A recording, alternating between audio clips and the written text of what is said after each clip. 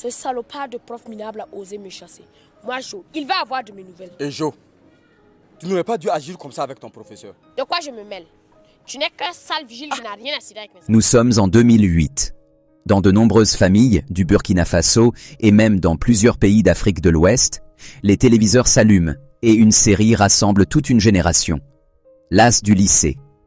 Dans ce lycée chic de Ouagadougou, des personnages comme Ismaël, Fanny, Joe, Clémence ou encore Nopoko ont fait vibrer les téléspectateurs. Entre amitié, rivalité, histoire d'amour et leçons de vie, cette série est devenue un véritable phénomène culturel. Mais le temps a passé. 18 années se sont écoulées. Les adolescents que nous suivions à l'écran sont devenus des adultes. Et les acteurs qui leur donnaient vie ont eux aussi emprunté des chemins parfois surprenants. Alors aujourd'hui, en 2026, que sont devenus ces visages qui ont marqué notre jeunesse? Certains ont poursuivi une brillante carrière artistique. D'autres ont choisi des vies plus discrètes, loin des projecteurs. Voici leur histoire. David Zuli Ouedraogo reste dans la mémoire des fans comme l'inoubliable Kouka, le père d'Ismaël. Dans la série, il incarnait un homme simple, courageux et travailleur qui faisait tout pour offrir un avenir meilleur à son fils. Après la fin de la série, l'acteur a continué à s'investir dans le monde artistique burkinabé, notamment à travers le théâtre et différentes productions télévisées. En 2026, alors qu'il a dépassé la cinquantaine, il continue de jouer dans plusieurs projets culturels, notamment des séries diffusées sur Internet et des pièces de théâtre engagées. Très respecté dans le milieu artistique, il consacre également une partie de son temps à former de jeunes comédiens. Installé à Ouagadougou avec sa famille, il organise régulièrement des ateliers dans certains quartiers afin de transmettre sa passion et son expérience aux nouvelles générations. Malgré les années, il reste très proche d'Hervé Gwen, l'interprète d'Ismaël, avec qui il partage encore de nombreux souvenirs liés à la série. Siaka Ira, qui jouait le rôle du vigile sympathique et toujours prêt à plaisanter, a lui aussi poursuivi son parcours dans le monde du cinéma et de la télévision. Après l'As du lycée, il a participé à plusieurs productions populaires au Burkina Faso et dans la sous-région. Les téléspectateurs ont notamment pu le retrouver dans la série Un président au maquis où son interprétation a été très remarquée. Grâce à son humour naturel et son énergie communicative, il a su garder l'affection du public. En 2026, il partage désormais sa vie entre l'Europe et le Burkina Faso. Installé en grande partie en France, il continue de collaborer avec des artistes de la diaspora africaine et participe à différents projets culturels.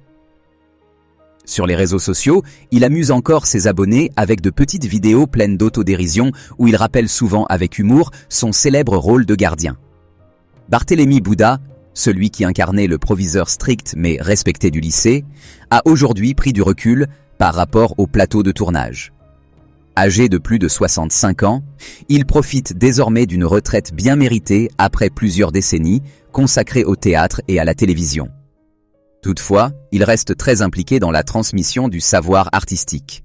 Il intervient régulièrement dans des formations pour jeunes acteurs et participe à des conférences culturelles. En 2024, il a même publié un ouvrage de souvenirs dans lequel il raconte plusieurs moments marquants de sa carrière. Son expérience continue d'inspirer de nombreux passionnés du cinéma burkinabé. Fatima Jolita Ouedraogo, qui jouait Nociandé, la domestique vive et malicieuse de Clémence, a su transformer sa popularité en nouvelles opportunités. Après la série, elle a participé à d'autres productions, notamment dans la série Sage Homme. Mais au fil des années, sa vie a pris une orientation différente. En 2026, elle vit en France où elle travaille comme conseillère dans le secteur immobilier. Parallèlement, elle développe aussi une activité entrepreneuriale dans le domaine de la lingerie. Mère d'une fille, elle mène aujourd'hui une vie stable entre ses projets professionnels et ses souvenirs liés à la série qui l'a révélée. Madina Ouedraogo, connue pour son rôle de Patricia, la camarade fidèle du groupe d'amis, a également poursuivi brièvement une carrière dans le cinéma après la série. Elle a notamment participé au film Moussa Petite Sergent dans lequel elle incarnait le personnage de Nafi. Mais avec le temps, elle a choisi une vie plus discrète. En 2026, elle gère une boutique de vêtements à Ouagadougou et mène une existence paisible. Même si elle est moins présente dans le monde artistique, Elle garde un attachement particulier à l'as du lycée qui reste une expérience importante dans sa vie. Jean-Yves Taoko, qui interprétait Pascal, le père puissant et autoritaire de Fanny, a connu un parcours assez impressionnant. Après son passage dans la série, il a continué à apparaître dans certaines productions cinématographiques, notamment dans le film Mariage à trois visages, réalisé par Pierre Labat. Mais son engagement ne s'est pas limité au domaine artistique. Il s'est également investi dans la vie publique et politique de sa région. Élu en 2006 deuxième adjoint au maire de la commune rurale de Leigh, il est ensuite devenu maire de cette commune en 2010. Son parcours démontre que le leadership qu'il incarnait à l'écran reflétait aussi une réelle capacité à gérer des responsabilités dans la vie réelle. Pauline Tapsoba, connue dans la série sous le nom de Nopoko, la mère d'Ismaël, reste une figure importante du théâtre burkinabé. Derrière ce rôle marquant se cache une longue carrière artistique débutée dans les années 1990. Elle a participé à plusieurs productions connues comme Commissariat de Tampi, Garage du Peuple et bien sûr L'As du lycée. Son talent l'a conduite à participer à plusieurs festivals internationaux en Afrique et en Europe. Elle a également créé et dirigé différentes troupes de théâtre forum destinées à sensibiliser les populations sur des questions sociales. En 2026, elle poursuit toujours ses activités artistiques et travaille notamment sur des projets de scénographie tout en formant de nouveaux comédiens. Laure Guiré, qui incarnait Clémence, la mère élégante mais redoutable de Fanny, a continué à évoluer dans l'univers du cinéma et de la télévision burkinabé. Son charisme naturel et son style ont souvent fait d'elle le choix idéal pour interpréter des personnages de femmes influentes ou autoritaires. En 2026, elle participe encore à plusieurs événements culturels et reste une personnalité respectée du monde artistique. Le parcours de Kenzy Bationo est certainement l'un des plus bouleversants parmi tous les acteurs de la série. Dans L'As du lycée, il jouait Joe, le fils du ministre, connu pour son arrogance et sa richesse. Mais la réalité de sa vie a pris une tournure dramatique. Aux alentours de 2019, il a été victime d'un grave accident de circulation sur la route reliant Ouagadougou à Bobo-Dioulasso. Cet accident lui a laissé d'importantes séquelles physiques, notamment au visage.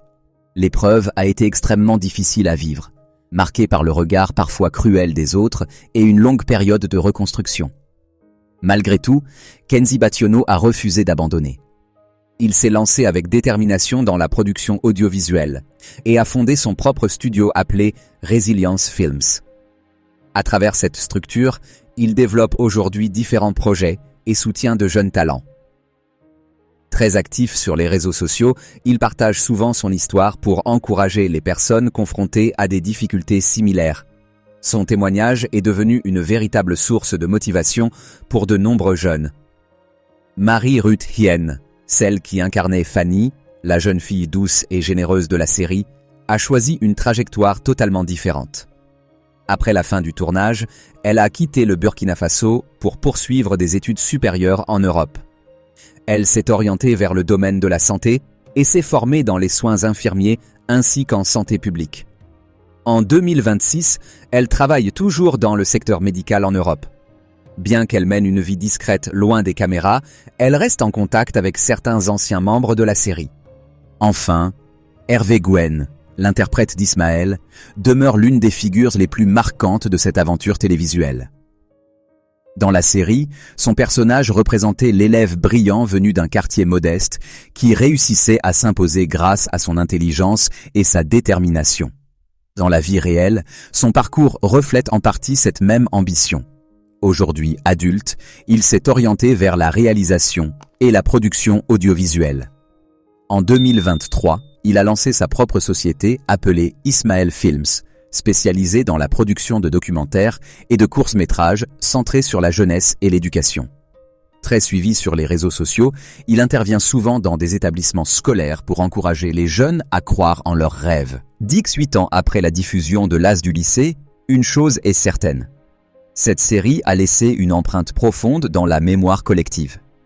Derrière les personnages qui nous faisaient un rire, pleurer ou réfléchir, se trouvaient des femmes et des hommes qui ont poursuivi leur route chacun à leur manière. Certains sont restés dans l'univers du cinéma, d'autres ont choisi des chemins totalement différents, mais tous restent liés par cette aventure qui a marqué toute une génération. Leur parcours montre aussi que la vie réelle est souvent plus complexe que la fiction. Entre succès, défis, reconversion et combats personnels, ces acteurs continuent d'écrire leur propre histoire. Et pour des millions de fans en Afrique, ils resteront à jamais les visages d'une époque où chaque épisode de l'As du lycée rassemblait famille et amis devant la télévision. Si ce voyage dans le temps vous a rappelé des souvenirs, alors dites-nous en commentaire quel personnage vous a le plus marqué. Sur Écho du continent, nous continuerons à vous faire redécouvrir les histoires et les destins fascinants qui ont marqué l'Afrique.